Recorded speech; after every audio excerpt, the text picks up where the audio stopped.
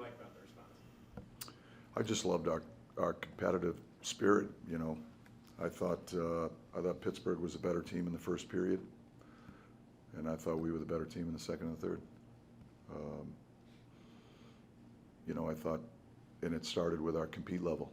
So I give the guys a lot of credit. They responded well, you know, and I'm happy for them that, you know, we're able to get a win at home and, you know, give these guys something to feel good about, and it'll give us something to build on. But I thought the response was great, and the biggest thing I liked about it was just our competitive fire.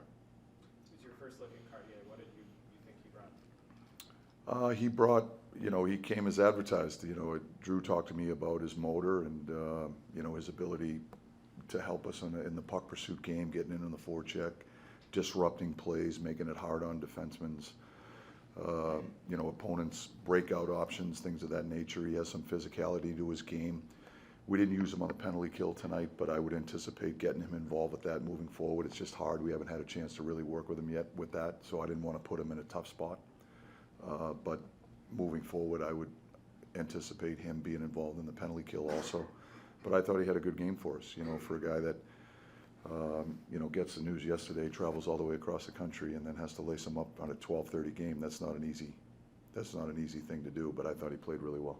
I'm going to paraphrase a little bit of what Mika said about the 2-on-1 with Gabe in the third period. Mika said he encourages Gabe to make that play if he thinks it's the right play, and obviously in a critical part of the game, most people would want Gabe to shoot that. But I think, or not I think, what Mika said, just knowing Gabe, his instincts are usually in the right spot. The next time that connects, what are you telling Gabe on the bench when he comes back with that play? Is it encouragement or? Yeah, you know, I think sometimes as coaches, this is just my own experience. When you're coaching the offensive side of the puck, you know, if you're not careful, you can get in the way of instincts. And so, you know, with players like Gabe and players that are offensively gifted, we try to stay out of the way a little bit there. We tread softly because we don't want to get in the way of their instincts. Gabe obviously saw something that he chose to make that play. You know, we're encouraging him to trust his instincts. You know, it's easy for us to sit here and say, "Hey, you should have shot it," but if that pass goes through the skates and Mika has a tap in on the backside, we're all celebrating what an unbelievable play he made. Right? We have the luxury of that. He doesn't. So, you know, for me, the biggest thing is he needs to trust his instincts because he sees it really well, and that's one of the strengths of his game, and we certainly don't want to get in the way of that. Did you find that his game today was a little bit louder than previous games maybe? I thought in the second, third period he responded really well. I thought he was in the puck battles.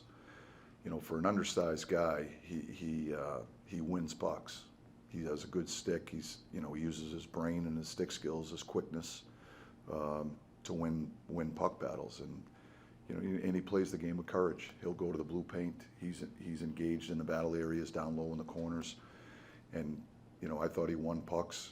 You know, and his playmaking ability, I think, is his greatest attribute, and he made a handful of them in the second and third period for sure.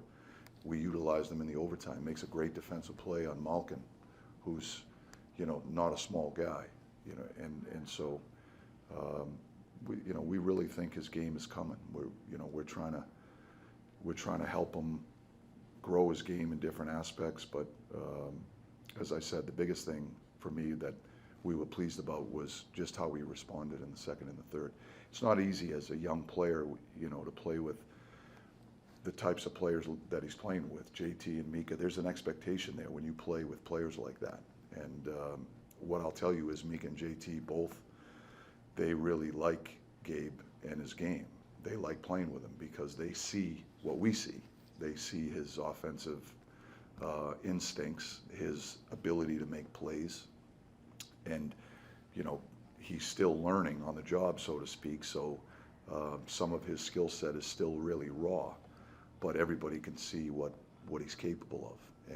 And those guys, I think Mika and JT have done a great job just mentoring him. And you know, when they come back to the bench, those guys, they've taken them under their wing, so to speak, and which I think is great for Gabe. I don't know the right word, whether it's relief or comfort, but how, I guess, nice is it knowing that you have Igor back there when you get into a shootout situation? Yeah, it's comforting. I'm not going to lie. You know, he's. I think he's the best goalie in the game. You know, just his compete level. He's an elite player, and so it's comforting to have him between the pipes, whether it be in the shootout or any time for that matter. You know, he has the ability to change the outcome of a game single-handedly. Will you play him as normal the rest of the season as you would over the course of the season, or because there's 23 games left, then he's coming off an injury, might you kind of watch his ice time a little bit? Well, we'll talk to Shesty and we'll manage it together. But obviously he feels really good right now. He feels strong. He worked hard to, you know, in the return to play process that he went through.